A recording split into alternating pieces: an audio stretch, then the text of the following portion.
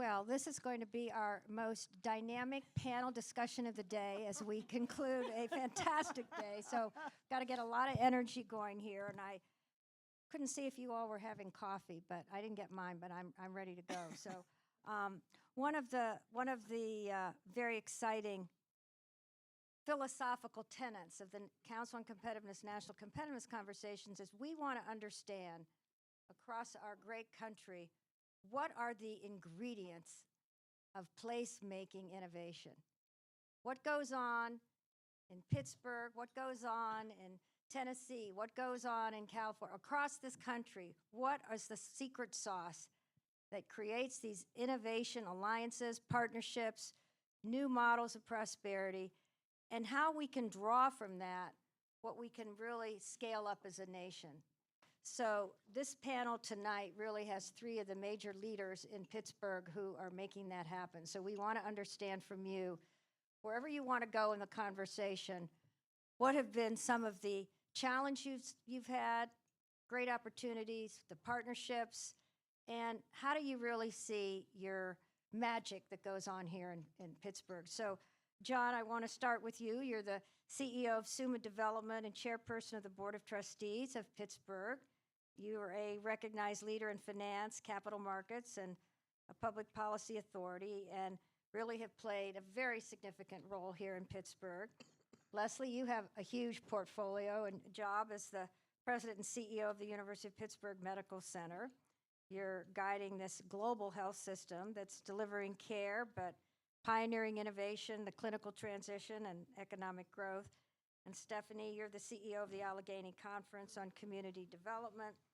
And you're a convener and a systems organization, bringing together so many of the leaders to align business, government, and civic leaders around a shared strategy. So in some ways, I think of the three of you up here, you're the closest to the Council on Competitiveness in terms of bringing so many different stakeholders together. So John, let's start with you.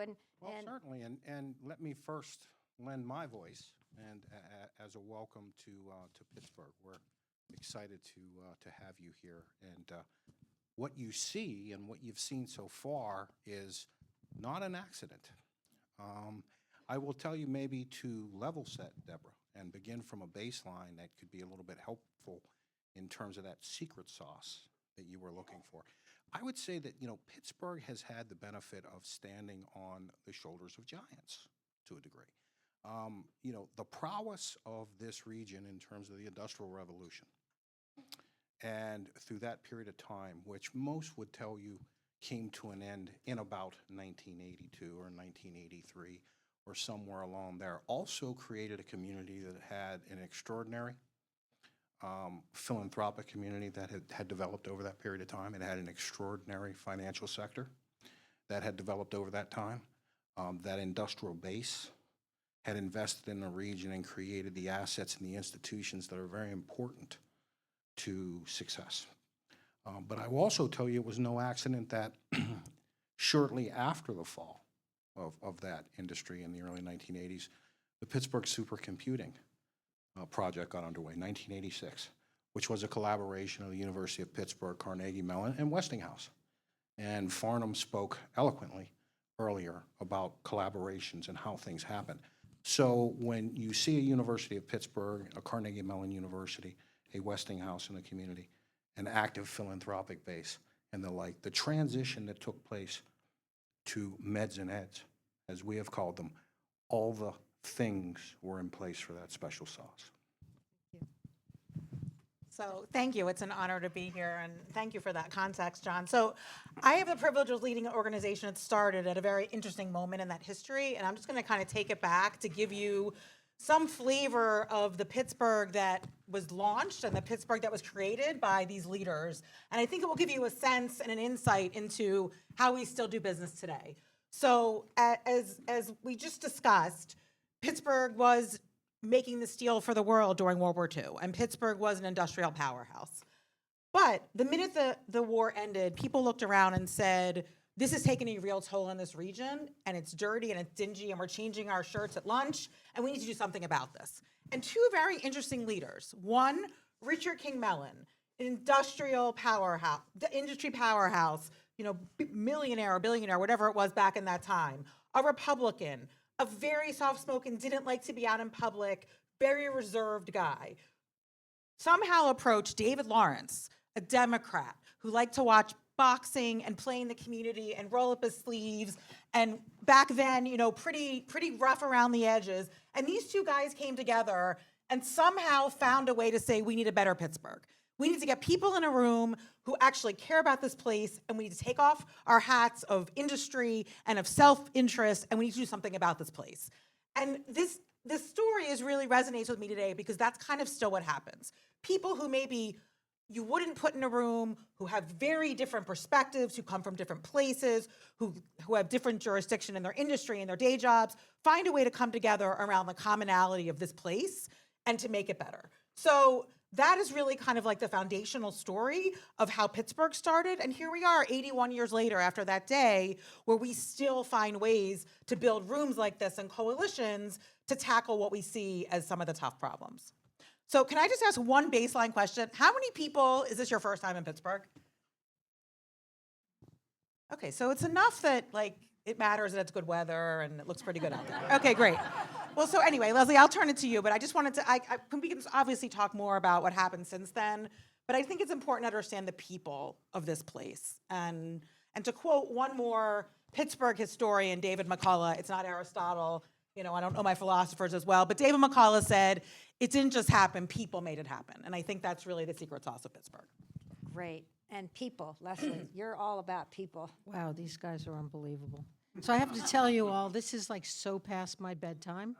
I usually get up about 4:30, and so I'd be asleep for about an hour by now. But I'm really excited to be here, and I asked them to carry this a little bit in case. But Jonas Salk developed the vaccine for polio in this region. And so when I think about that and some of the discoveries at the University of Pittsburgh, at Carnegie Mellon, at UPMC, and the things that we've been able to do, the first time that I came to Pittsburgh was when I was being recruited to UPMC, and that was 21 years ago. And the recruiter and the little search committee actually took me up here to Mount Washington. And I was living in Philadelphia, and I grew up in New York, and I'm like, what is this, Pittsburgh? And, I looked out the window, and I thought to myself, wow, there must be great things happening. And of course, I took the job, and I was thrilled to come here. And then I recruited my family the same way. So I brought my husband here, and I brought him up to Mount Washington, and then we brought our 3 kids, and we've never looked back. And it's been a great journey. And so I'm not going to repeat what these my colleagues have said. It's a terrific city, and many of you come from also terrific cities and great countries, and it's very impressive what your organization has been doing. Thank you. Well, I love you've each talked about how you mix things up here, and you do it in a way that, again, comes back to people who want to build things and want to change things. And building, of course, is not easy. It takes design, it takes money, it takes perseverance, it takes many, many things. But the concept of building here, and we've seen it, last night in the incredible Cathedral Learning. So many people said, how did they build this? What was it, 1937, Joan, it started, the Cathedral Learning? It was finished in 1937. So this culture of building, talk a little bit about that, because we're hearing about the baseline. What do you have to do going forward? Well, I'll start in case I fall asleep. That way, at least I know I'm I've not going to said let you something fall asleep. on this panel. Get her a shot of espresso. Yeah, I know. So UPMC is obviously my organization, and we have been building really for 30 years, starting in Western PA and moving across the Commonwealth of Pennsylvania, and now we're in Maryland and in New York and looking at other contiguous state opportunities, but not just to get bigger, bless you, but also to continue to provide great health care to all of the communities that we serve. And what happens when you have great health care? Think about what happens. Well, people start migrating to your health centers. We have 42 hospitals, 100,000 employees.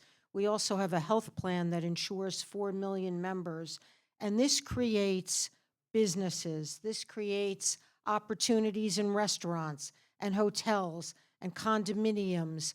And that's without the science and all the other great things that come with that. So this has been the story of UPMC as a payer and a provider. We call that a payvider. And I have colleagues across the country who call all the time and say, how do you do these things in Pittsburgh? And the way we do it is through partnerships, through focus, through continued investment, and that's what we do. You want me to go? So, I mean, this question of building really resonates because I think it fits in multiple lanes of how we do what we do here. So first of all, at its core, we've made things for a long time and we still make things. And the difference with the way we make things today is that manufacturing is no longer the standalone operation over here that's very traditional lines. Building things here has become, for us, the way we look at our economy is very much where I think the US economy is moving, which is this nexus of innovation, advanced manufacturing, and energy. And I have to I know you're talking a lot about healthcare and AI, but I think it's really important to understand that a lot of our ability to build today is because we sit on a store of energy. We have Westinghouse in our backyard continuing to build the future of nuclear. And we have these technologists that continue to build ideas, companies, and spur innovation that is actually becoming embedded in some of our traditional companies to help spur additional building. And I think the other thing we build well, and we've been building for a long time, is vision, ideas, plans that bring people together in common direction. And that's where this all started. I mean, we've had one Renaissance, two Renaissance, and now we're building again. For an example, we recently built a plan to invest $600 million to reinvent our downtown, right? We're inventing components to build out a robotics sector. We're always building the next idea of what's going to spur the opportunity for growth and collaboration. And at its core, I think it really is about this public and private that you heard Farnham comment on and many of us. So inherently, we come from a heritage of building, and we are constantly building in all directions. I think maybe to take it in a bit of a different direction, I have the benefit of not only serving as the chair of the University of Pittsburgh, but as the first vice chair of UPMC, and that has provided a vantage point and a perspective on answering your question of what it takes to build, because it began with innovation.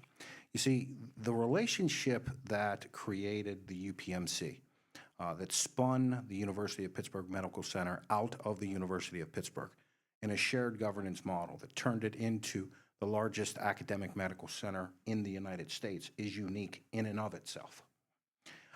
It's one that cities across the United States and universities across the United States who may have health systems have often inquired, how do you make that work? And somebody earlier tonight said something about the sum of the parts being greater than the whole. I must tell you, the ability to build a greater UPMC through the attraction of extraordinary scientists and physicians that want to come here because they have the opportunity to also be at the University of Pittsburgh Health Sciences, and that focus is enormously meaningful to the model of UPMC. And conversely, our ability at the University of Pittsburgh side of the equation to benefit from a clinical operation with over 4 million covered patients, with big data, and to have a partner that is our largest partner on healthcare research side of the equation from an academic standpoint in Carnegie Mellon, and the technology that they bring to that focus. When you talk about the confluence of AI, technology, and healthcare, there you have it. So I also want to just bring in this point that philanthropy plays an immensely powerful role in Pittsburgh and has for a very long time. I think the remnants of this industrial heritage is these large foundations and philanthropic organizations that have really played an important role in our civic fabric and see themselves as critical partners, whether it's universities, whether it's to business, to government, in helping us forge ideas, plans, and incubate ideas. And I think the ability to have funding like that, the flexibility, the creativity really allows us to build in ways that I think are unique and create organizations. And we have sort of an outsized, for the size of our city, the per capita spend on philanthropy is one of the top in the country. And I think that is another foundational piece to what allows us to create the way we do here. So on the challenge side, Pittsburgh is losing population. You haven't really recovered from even before COVID, and the numbers are not so good on that. What is going on with that issue around a shrinking population? And is it young people not staying here, the ones that come for this incredible education not staying? What really is the strategy to attract, retain, and grow the population here?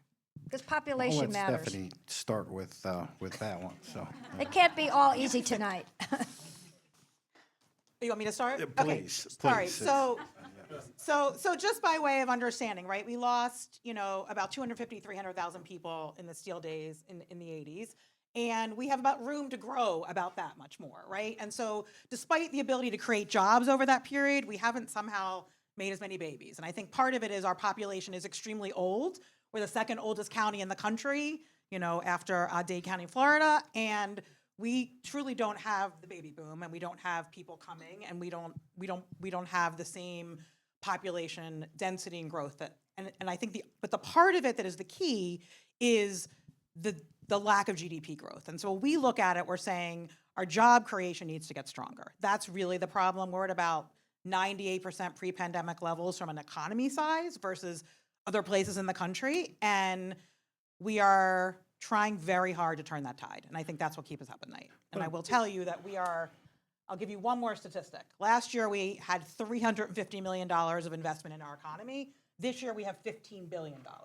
So we're finally seeing numbers because I think of the convergence of economic activity here, of AI and energy and innovation and manufacturing, that Pittsburgh is on the rise. But it's a problem. An immense problem. There's a little bit more to the macro, I think, demographics and the shifts in terms of America that plays into this rather than a Pittsburgh-specific issue as well.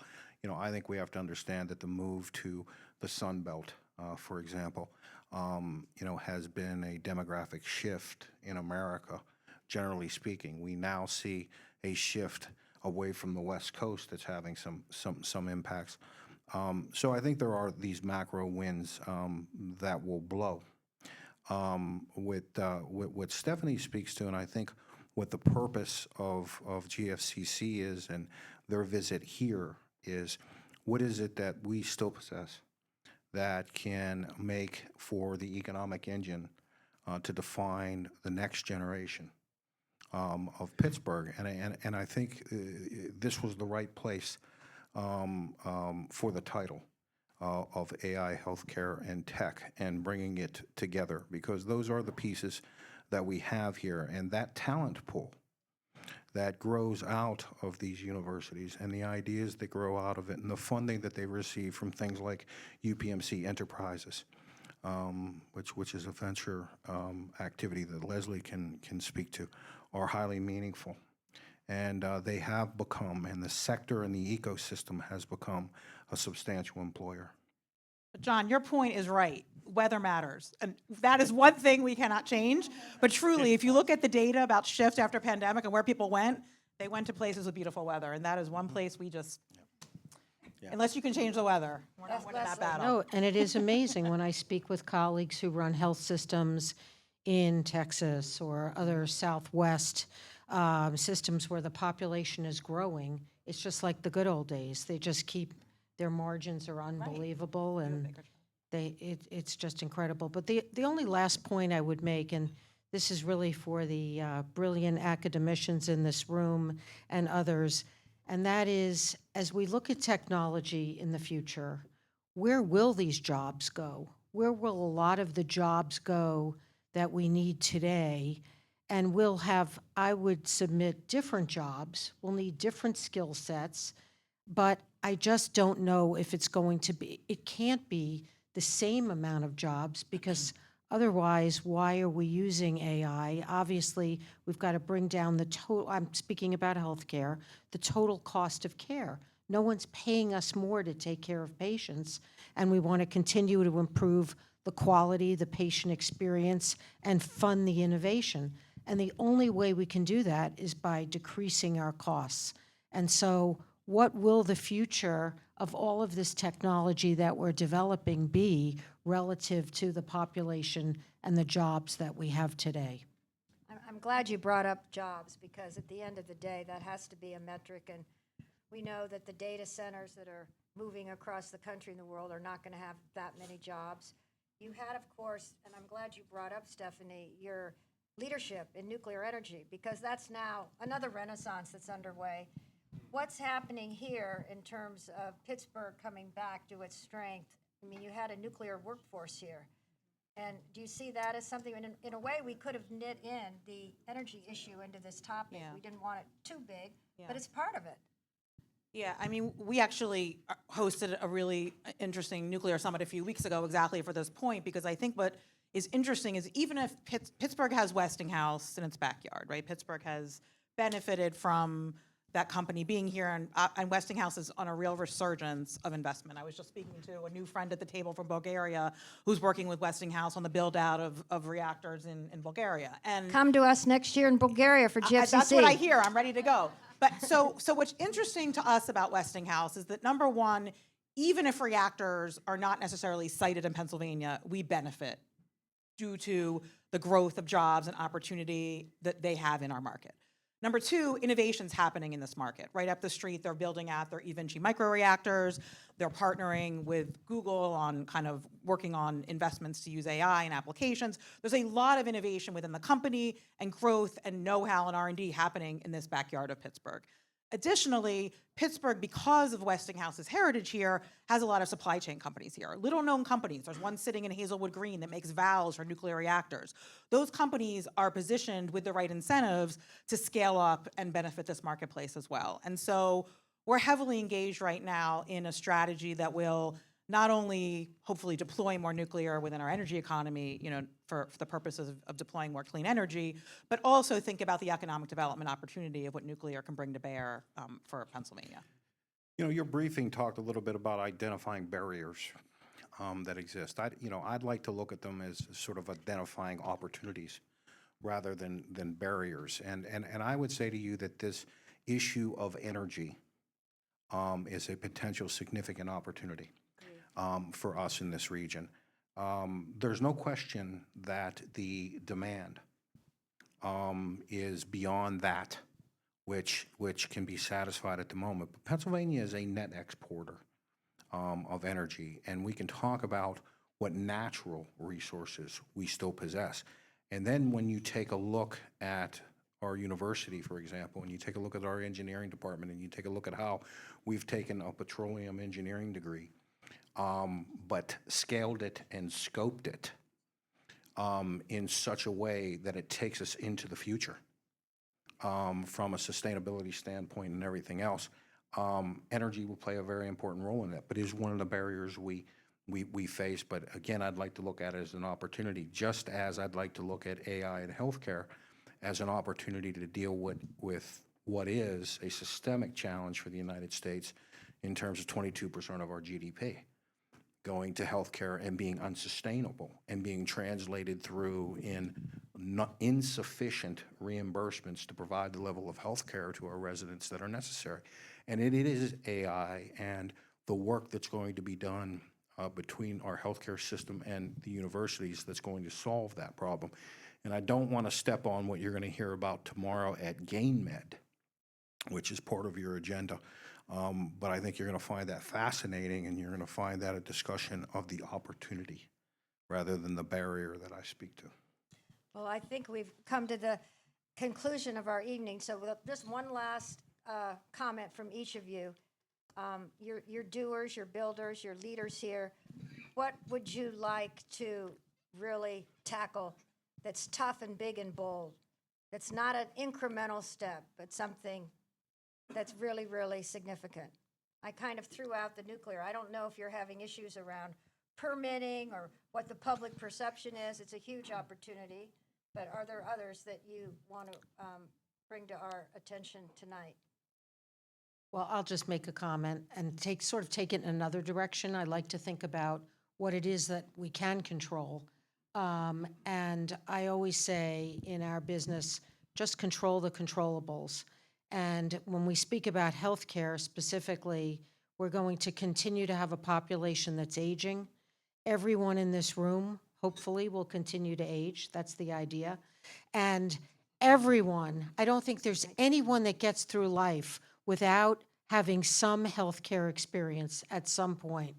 And so, again, the patient experience, the member experience, the quality of care that we provide, our thirst for innovation, and I really do believe many of these problems will resolve. And one of our awardees said, you know, every year there's a new problem, there's a new challenge, and it's up to us as leaders to keep looking for those opportunities. Thank you. That's wonderful. Last word.